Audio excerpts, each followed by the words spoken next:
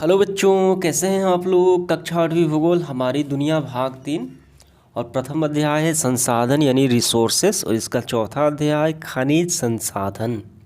तो ये रहा हमारा अध्याय खनिज संसाधन। आइए इसके सारे क्वेश्चंस को हम लोग हल करते हैं। तो देखिए, सबसे पहले प्रारंभ होता है हमारा सही विकल्प का चयन करना। इसमें पहला सवाल है खनिजों को कितने भागों में बांट सकते हैं। 4 ऑप्शंस दिए गए हैं। तो यहाँ पे हम नज़र डालते हैं खनिज के प्रकार। खनिज को हम 2 भागों में बांट सकते हैं। पहला है धात्विक खनिज, दूसरा है अधात्विक खनिज। धात्विक खनिज में धातु की मात्रा होती है जबकि अधात्विक में कोई धातु नहीं होता। तो ऑप्शन नंबर ए जो है बिल्कुल सही होगा हमारा। दूसरा है हेमेटाइट किस खनिज का मुख्य अयस्क है।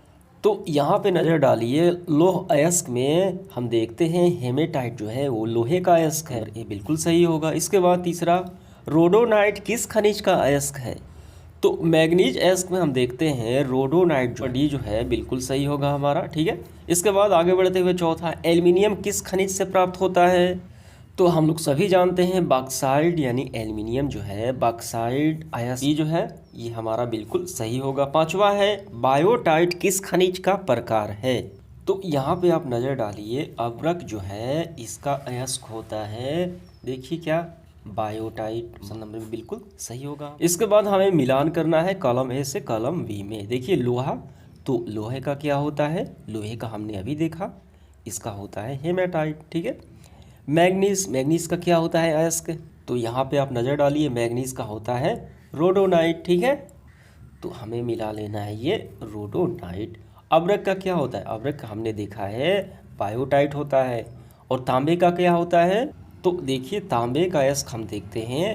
ठीक है। यहाँ पे क्या है, कोबालाइट, तो तांबे का हो गया कोबालाइट। तो ये आपका मिलान हो गया। इसके बाद तीसरा, निम्नलिखित प्रश्नों का हमें आंसर करना है 50 शब्दों में। काफ़ी आसान है, आइए करते हैं। पहला है खनिज का वर्गीकरण हमें करना है, यानी खनिज को कितने भागों में हम बांटते हैं, कैसे बांटते हैं, वो वर्गीकरण हमें करना है। तो देखिए आपको आंसर कैसे करना है मैं यहाँ पे आपको बता देता हूँ। देखिए खनिज को हम 2 भागों में बांट सकते हैं। आपको लिखना है खनिज का वर्गीकरण निम्नलिखित तरीकों से किया जाता है, ये बात लिखनी है। ठीक है। अब उसके बाद फिर यहाँ से करना है, खनिजों को धात्विक एवं अधात्विक 2 भागों में बांट सकते हैं। ठीक है। तो फिर ऐसे लिखना है, धात्विक खनिज में से धातु पाया जाता है। ठीक है। और ये भी 2 प्रकार के होते हैं, लोहयुक्त खनिज और दूसरा है अलोहयुक्त खनिज। ठीक है। अब इसके बाद ये तो हो गया। अब इसके बाद अधात्विक खनिज लिखेंगे हम, जिसमें धातु नहीं होते हैं ये सारे, यानी अब पूरा आपको लिख लेना है। और इसमें भी लिखना है अकार्बनिक खनिज और कार्बनिक खनिज। ठीक है। यानी ये आपका पूरा आंसर हो गया खनिज का वर्गीकरण। दूसरा सवाल देखिए, अयस्क किसे कहते हैं, अयस्क की हमें परिभाषा करनी है। तो अयस्क की परिभाषा हम काफ़ी सिंपल है, हम ऐसे लिखेंगे, जिन चट्टानों से धातुएं लाभप्रद रूप से प्राप्त किया जाता है उसे अयस्क कहा जाता है। क्या समझ में आया। तो जिन चट्टानों से हम धातु प्राप्त करते हैं उनमें क्या होता है, अयस्क होता है, तो वो अयस्क कहलाता है। तो ये इसकी परिभाषा हो गई, समझ गए। और एक एग्जाम्पल भी ले लेना है, जैसे लोहे का अयस्क हेमेटाइट हो गया। ठीक है। तीसरा सवाल देखिए, मैग्नीज के क्या क्या उपयोग हो सकते हैं। मैग्नीज के क्या क्या उपयोग हो सकते हैं, कौन कौन सी वस्तुएं बनाई जाती हैं, वो हमें बताना है। तो यहाँ पे नज़र डालिए, मैग्नीज अयस्क। ठीक है। तो हम इसका देखिए, मैग्नीज का अयस्क निम्नलिखित हो सकते हैं, ये बातें लिखनी है। फिर यहाँ से प्रारंभ करना। नंबर 1 में जंगरोधी इस्पात बनाने में इसका लोहे के साथ उपयोग होता है, पहला उपयोग हो गया आपका। ठीक है, नंबर 1 में। और दूसरे उपयोग में देखिए, घरेलू वस्तुएं जैसे बैटरी, फोटोग्राफी, माचिस उद्योग इत्यादि में भी इसका उपयोग किया जाता है। ठीक है। दूसरा में ये होगा, आपको लिखना है। और तीसरा में आपको लिखना है कीटनाशक दवाओं को बनाने में भी इसका उपयोग होता है। तो 3 उपयोग हो गए, समझ गए। इसके बाद देखिए तीसरा मैग्नीज, इसके बाद तीसरा तो हम, इसके बाद चौथा देखिए, भारत में अब्रक उत्पादन क्षेत्रों के नाम लिखिए, यानी अब्रक भारत में किन राज्यों में किन क्षेत्रों से मिलते हैं वो हमें बताना है।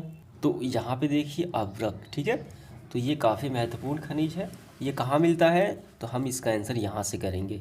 भारत में अब्रक झारखंड के कोडरमा, गिरिडीह, हजारीबाग, ये तीनों झारखंड में हैं। और बिहार में देखिए मुंगेर, नवादा, अब इसके बाद हो गया।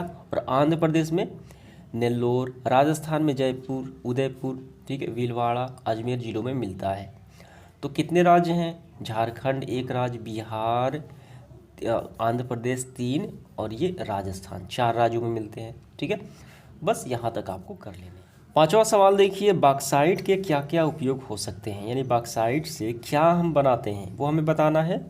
तो बॉक्साइट जो है वो एल्युमिनियम का अयस्क कहलाता है, ठीक है। तो हमें ऐसे लिखना है, बॉक्साइट के उपयोग निम्नलिखित हो सकते हैं। इसका उपयोग बर्तन बनाने, ठीक है। एल्युमिनियम का क्या होता है, वही तो है, बर्तन बनाने में, विद्युत उपकरण या तार बनाने में, ठीक है।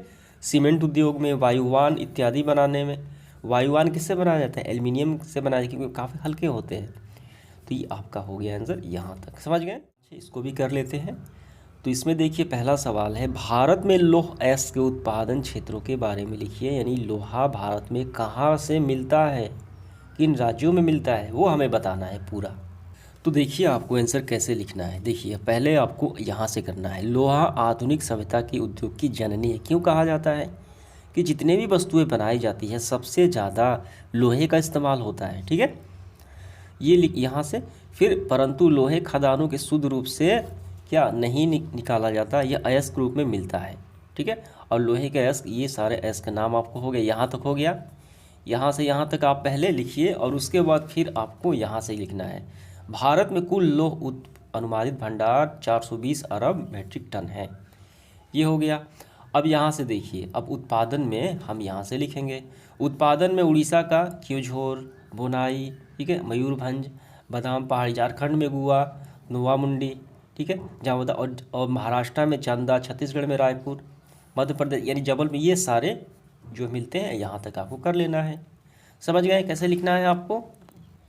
इसके बाद देखिए दूसरा सवाल, भारत में मैंगनीज के उत्पादन एवं वितरण का वर्णन करें। अभी हमने लोहे के बारे में लिखा, वैसे ही हमें मैंगनीज के बारे में लिखना है। उत्पादन कहाँ होता है, वितरण मतलब किन किन राज्यों से वो प्राप्त किया जाता है।